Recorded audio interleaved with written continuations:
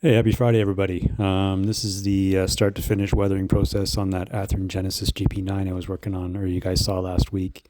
Just measuring up the tape and covering up the horizontal decal here, the Canadian National one on the conductor side. Don't want to get any gold paint on that. The level I'm going to put it on, I need to protect it. So just switching over now to putting the first base coat on the exhaust stacks. The base coat is Winsor and Newton raw umber, and that's just mixed with a little bit of water. This will just give a little bit of a rusty appearance for after I airbrush over top of it later on and just have some rust poking through. So just basically generously covering everything on the stacks. And I'll let this dry. I usually let this stuff dry for about a day or two before I do any airbrushing. So it is a extended process.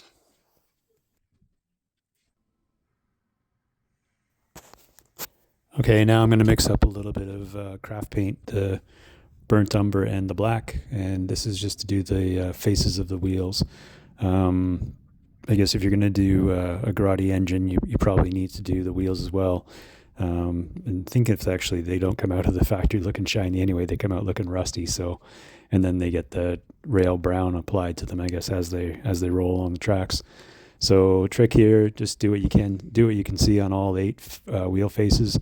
Stick it on the track, run it half a revolution, and then do the other parts, and I guess tidy it up if you need to.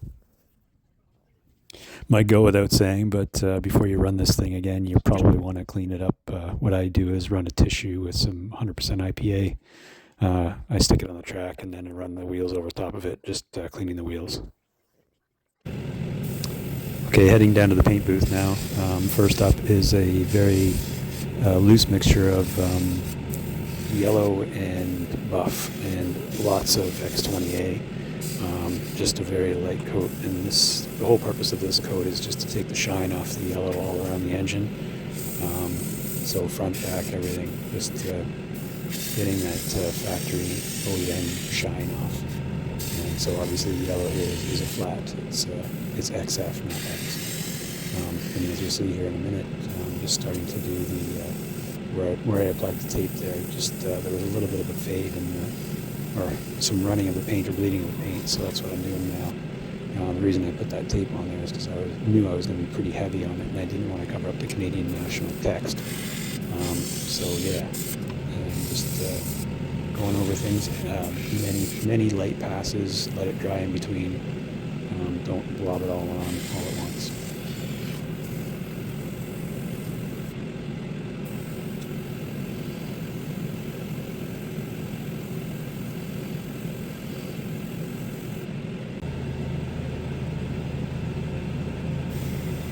So here I've switched over to a light mix of green, a lighter shade of the body of the engine, and this is why I wasn't so concerned with taping all the yellow areas, is because I knew I was going to go over the entire green area and cover up any kind of yellow. And the yellow would actually be more beneficial just because it would add depth to different tonal variations to the green. So yeah, just doing very light over top, watching it not to get any of the windows that I didn't tape up, such as the ones that are forward facing and rear facing, so very careful around those windows. But yeah, just again generally knocking down the factory finish and giving a bit of a base coat. And switching colors again, this is more of like an olivey brown. I'm going to do on the roof and the sides some of the dirtier areas of the doors on the side, on the long hood, as well as all the louvers front on both sides. I'll do every vent with this color as a base color. Then you see me start going on top of the roof here, and you'll see the color go from green to a lighter brown. And this is a very, again, more diluted mixture. I'm not going heavy on any of these layers. The idea here is light weathering and preserving the base color as much as possible while adding 5 or 6 years worth of use onto the engine.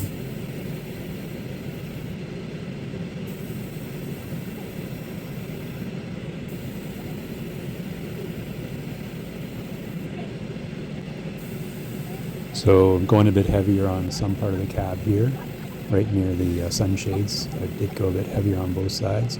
Again, adding a bit of variation. Nothing, you don't want to make it look like it was rolled on.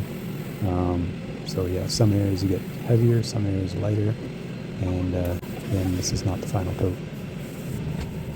Okay, switching over to a flat black brown mixture with my kids all in the room at this point. Amazing I can focus, but I can. Yes, you learn to tune them out. Anyway, so what I'm doing here is all the vents and grills and just darkening things up a little bit more and following up and cleaning up the walkways. They had a little bit of overspray of the yellow, the gold, and the green that I'd done in the olive green.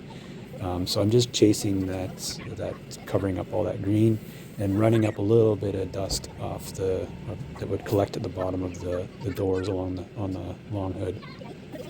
Just remove the tape there from the original yellow gold layer that I put on, and you can see how that looks now. Again, don't try and do it all in one pass. Go around, do multiple passes, see how it goes, slowly build up the layers. Really easy to overdo it, so do light passes, take a look at it, let it dry, and then if you need more, put another light pass on. Don't go heavy. So here I'm doing the underframe and the trucks. Can not worry too much about doing this the first pass anyway. Do follow up later on and pick off certain areas, and I'll be much more careful when I do that. And as you can see now, I'm just starting to put a little bit more up in those grills again. This will be the third pass for those grills. I, slowly darken them. This is the third. Let it dry in between and hit them again, just to try and highlight some of those features on the model.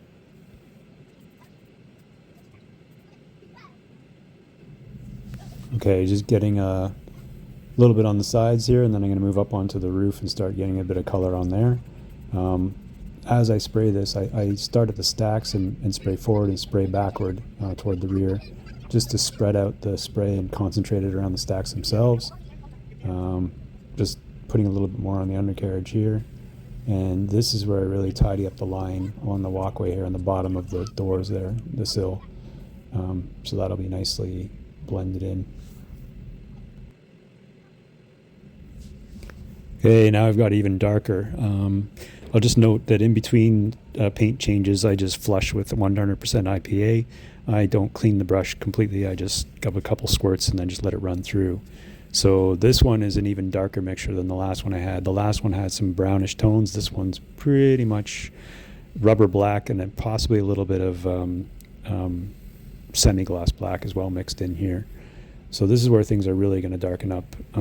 What I was just doing there is pulling down the soot from the roof on some of the door panels in front and behind the dynamic brake blister. So now I'm on the roof again, obviously adding a lot more diesel dust. And this is going to get a lot thicker. So one thing that is easy to do is to overdo the soot on the roof of a locomotive. It's very hard to kind of pull it back a bit, and so keeping a very diluted mixture of paint is a good way to start. I try and start all of my passes where the stacks are, just to keep that the darkest point. That's where obviously the diesel dust is originating, and then I go forward and backward from there. So I guarantee I get the most passes in the middle, and I get a lighter touch on the either end of the locomotive. So, obviously very light passes, diluted mixture, concentrate your stuff in the middle. Okay, now I've switched over to a mixture of hull red, orange, and a little bit of brown. This is my first application of rust color on this locomotive. Getting the bottom of the plow and a little bit of the pilot here, and I'll follow up with a little bit of truck detail as well with this color. Doing the chain right now, I learned from the hard way of actually spraying the chain to get a bit of rust on there. Now I'm putting a Q-tip behind the chain to stop the overspray getting on the rest of the model. So just like instead of taping, this is a much quicker method I found to, not get rust sprayed all over the place. So in here I'm doing the leaf springs on the trucks, and I'll just do possibly little areas on the bottom of the locomotive with this rust color.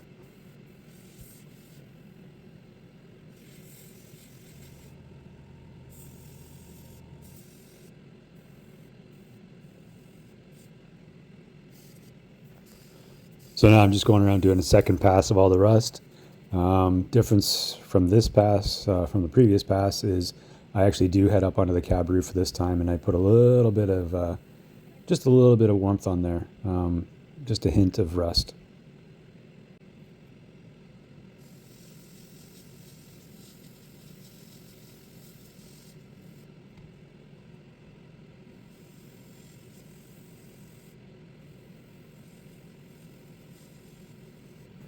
Now just still going around the engine, just adding a little bit of details here.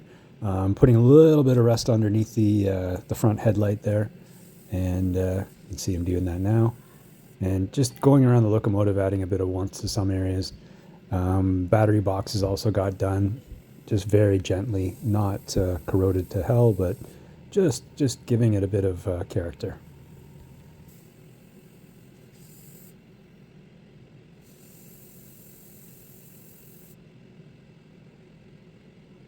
I'm putting back some of that rust on the exhaust stacks. Some areas probably got a little bit heavy with the black, so again, go back over, put a bit more rust back on.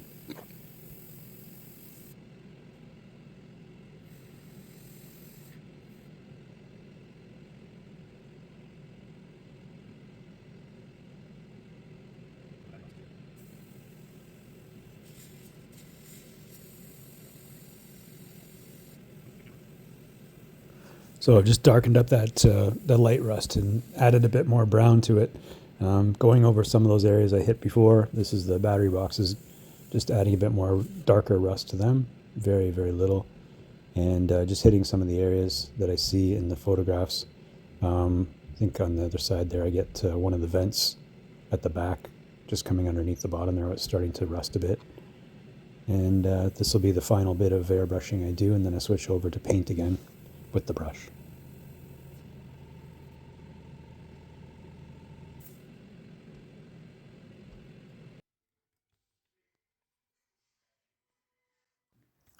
Okay, back upstairs, got my HB pencil out, and just putting some shine on the handrails and all the grab irons and the steps and the running boards and everything, just where people step and walk. I find that gives a nice little bit of shine on things and adds a little bit of detail. Not too hard to do. Everybody's got a pencil in their house. Just use the edge of the pencil and burnish all the edges, just like you would see in real life. Grabbing the handrails here with some tweezers just to, these are really tiny, and just to keep them steady while I brush on the graphite.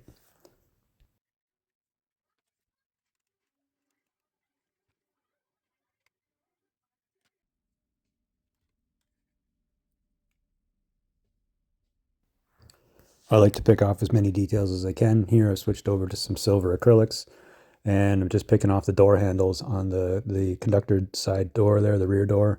And I'll also do the conductor side front door as well. Or sorry, the driver side rear and the conductor side front. Yeah, so just picking off those handles. I find it, they're all, usually they're painted body color and they don't stand out. So, I like to do that.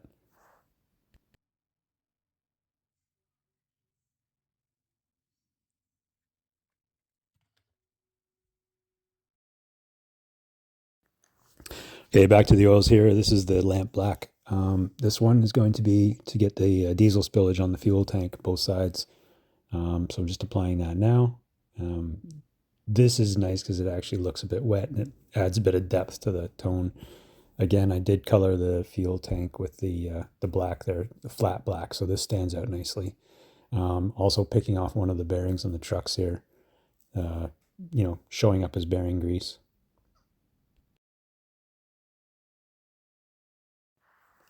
Okay, using the same lamp black, this time I'm going to darken the grills. Gone over with a bit of isopropyl alcohol and just getting now the blue brush has the lamp black mixture on it, and the dark blue brush just has the IPA just to help it flow a bit. And so just going through and getting all the vents and grills, and do this on both sides. Every grill takes a while to do. I'm also using a damp Q-tip just to soak up any kind of overflow from the grills. I don't want the paint obviously going down the door frames or anything like that. So anytime I get too far to the left or the right, I use the Q-tip to suck up the extra paint.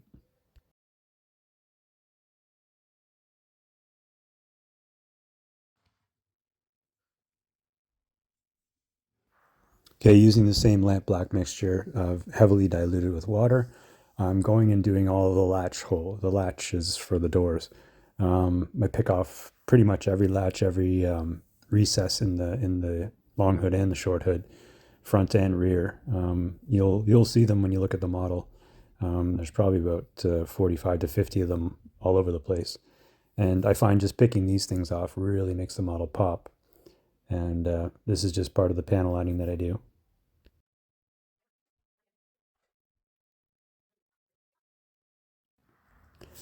Just coming up to the end of the process here. Just want to thank everybody for watching. If you've made it this far, also appreciate all the likes and the new subscribers and the views that I'm getting lately. I appreciate all your patronage. Um, yeah, just finishing this up now, and I'm going to switch over to finalize up with a little bit of a view of the finished product.